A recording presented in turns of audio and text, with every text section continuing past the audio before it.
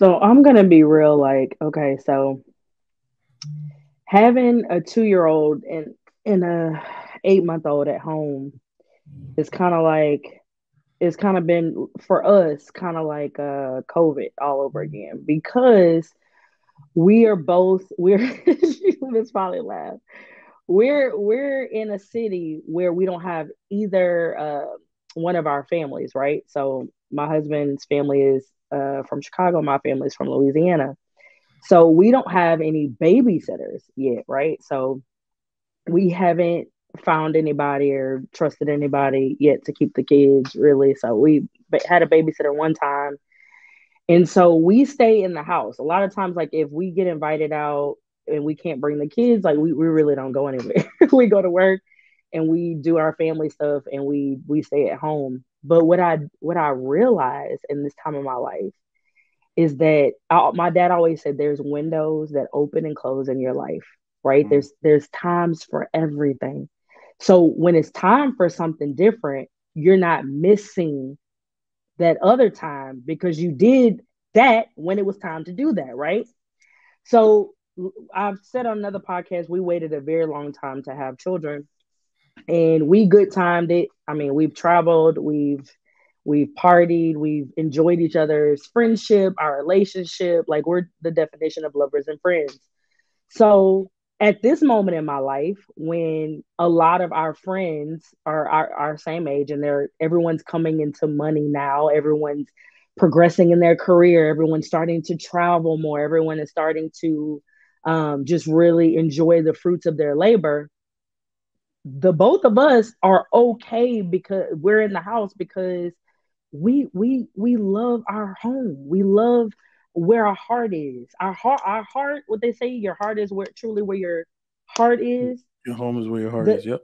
we don't it's not been one period in this time, and I had this conversation with my brother. My brother is like, man, you're so mature because I know this is where I am in my life. We have small children. Our focus is our children. Our focus is getting down our routine with our work life. And Hmm. if it's outside of that, we're with both sets of our parents, right? And our siblings. That's where our focus is right now. And we're not we it's a good night for us is spending $200 on Uber Eats, or we're getting every type of wing that we want, and you Damn, know you know what I'm saying? Like we that's a getting party. yes, we're getting the fried rice, and we gonna go ahead and bite the bullet and pay the $30 in delivery Yep. fees. Like, and we watching, we might be watching the Colorado Yo. game on a Saturday night. We just put the kids to sleep, and we hanging on the couch. At the end of the day, that's really what life is about. When you strip away all the glitz, all the glamour, everything that the gram has become, right? You strip all of that away. What is life truly about? Life is about spending Mm. it with people who fill your soul, who make you happy, who make you Mm. laugh, who you would go to bat for, who you would die for, who you would do anything for. And that when you're choosing a partner, all that other stuff is frivolous. Yep. Me and my husband have gone through so much, good and bad. And I'm like, at this point in our life, I'm like, we're not missing out on a damn thing. We saving our coins, and when that time comes back around, then we'll be ready to party and have a good time. But the focus of finance is so much. When that's stripped away and you're not able to really take part in things, you realize what life is about. It's not Damn. about that. Yeah, it's Damn. about the moments. Like you said, it's the moments we make. Like I don't really even remember, like my house and that I'm, raise my children in and things like that. Like our focus is not tangible things. I know everyone's like, oh, that's so ridiculous. No, it's more like the moments and experiences that we have with each other. Because I can remember those forever. I can be like, hey, you know what? I remember we did this, or this reminds me of this, or we had a good time. Those are the things we remember. It's not necessarily like something that's going to be like, oh, I bought this. How many, now, as a parent, Casey, how many dang tablets have these children broke? I mean, at this point, does it really matter? It doesn't. Like, they remember that you maybe gave them an experience or something that they saw, but Yep. it's not necessarily the item itself. That makes sense. For real. For real. Mhm. Damn. Y'all ate on that one. That was dope. We're gonna so let me preface this for our next topic. This topic is gonna seem like it's off topic for the patriarchy versus matriarchy, but it's not. So I think one of the reasons that people resist patriarchy or believe that they should is because it comes with too much structure and rules. Women don't have freedom under patriarchy, but I don't think that's true at all. I think what it is that anything dealing with men predominantly in a community as the head, and these men are functional, there are going to be rules. In their own households, there are going to be rules for them, for their wives, for their sons, especially their daughters. So I think that is a function of patriarchy. And I'm not going to say just good parenting, bad parenting can definitely happen under a patriarchy, but it's a lot more structured and a lot less nuanced. There are a lot more like this is what's good and acceptable, and this is what's bad and unacceptable within a patriarchal system. But now that we've moved more into a gynocracy, I think a lot more people are talking about this nuanced style of parenting where everyone can create their own way. So this lady basically cursed out this video I'm about to play, just cursed out parents on Instagram. So I just want to see what y'all think about it. So let me get this super chat read, and then we're gonna start the video. My man Harrison Davis 757 fam, what's up, home team? With the $5 super chat, appreciate that. Y'all keep them coming.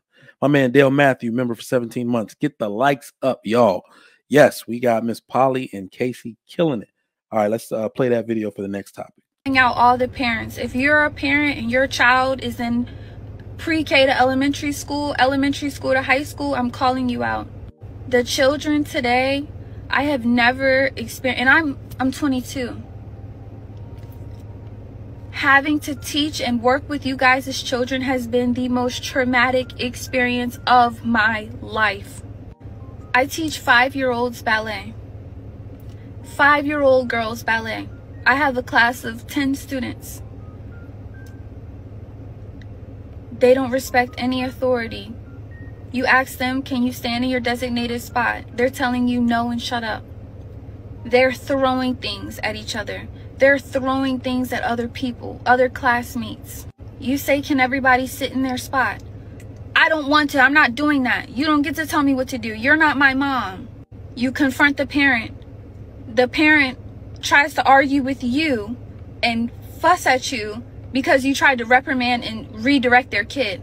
I told a young little girl, please sit in your spot.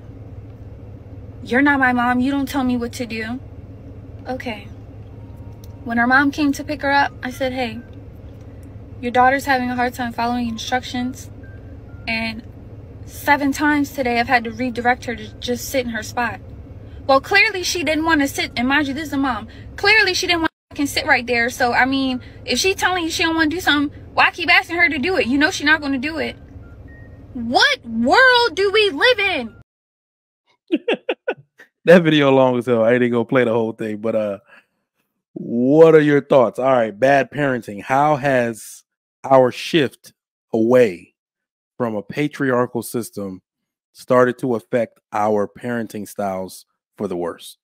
And Miss Polly, I don't know if you're a parent or not, but either way, we all interface with these badass kids out here, and or their parents. So, Casey, you got it first. What do you got?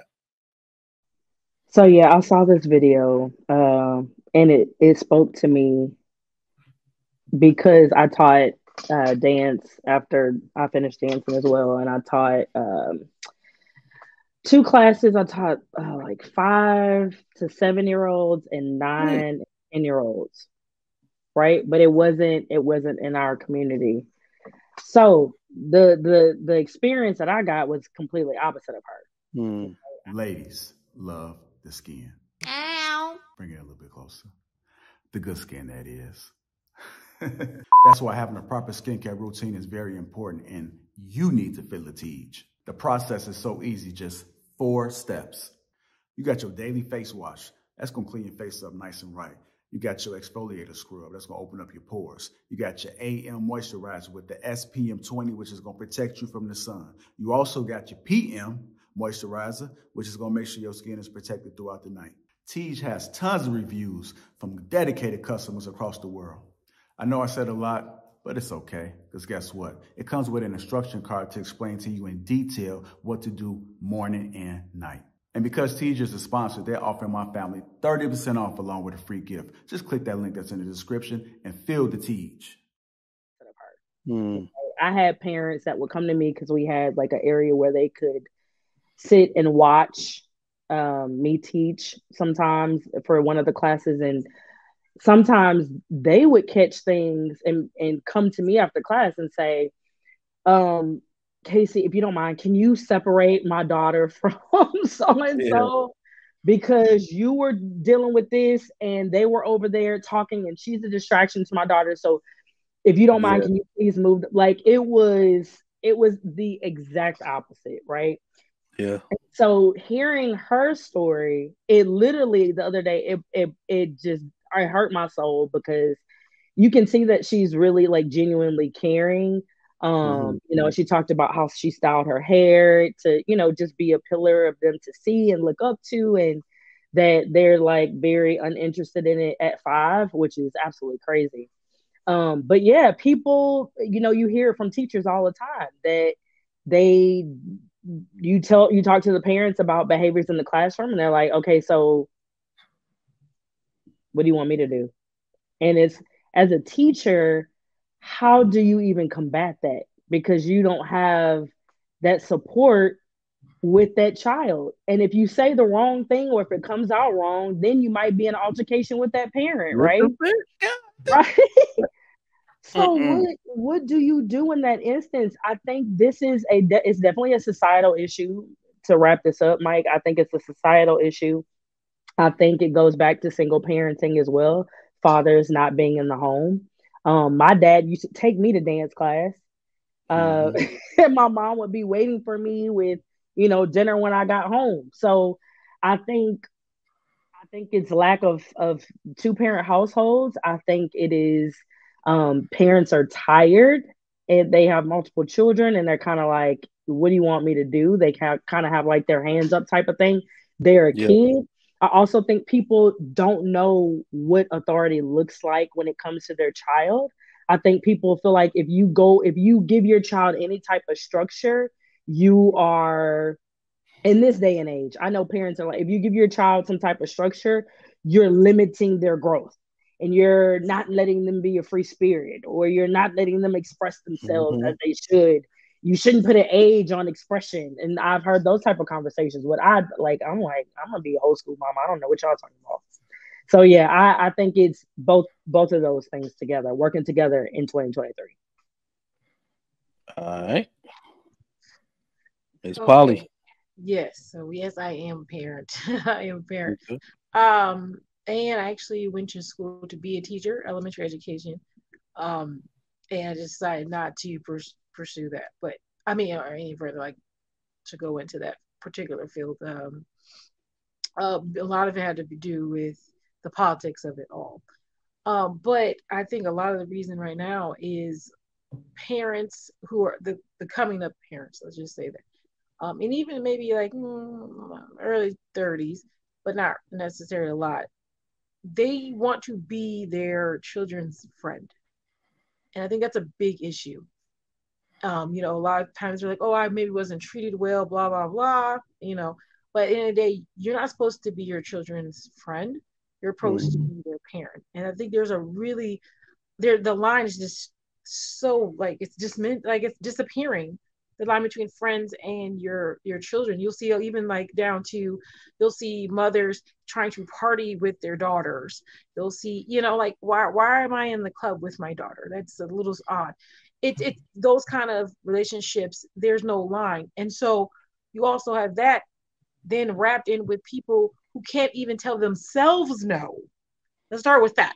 They can't even tell themselves no to like overindulging, you know, not overeating, not overspending, they can't even tell themselves no. And now you want them to tell another person no. They can't even tell themselves no. I think it's really hard for them to then teach their kids those things. And when their kids are running wild at the end of the day, when they give them over to these other places, dance and teachers and things like that, it's like, oh, that's not my problem. But then if you bring it up to them, then they're more agitated at you, like you're supposed to do something about it.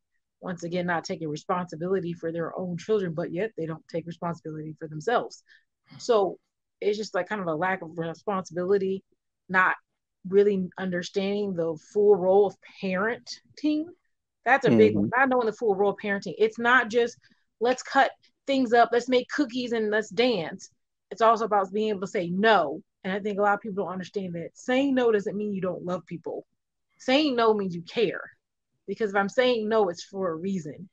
And a lot of people don't understand that. They see it, no, you're not giving me what I want. You're not letting me do what I want to do. So you don't care about me. And the real answer is no. I'm telling you no because I care for you, because I want this to go right for you. And I have to be the strong one, the tough one to say no. And a lot of parents, they're not in that place.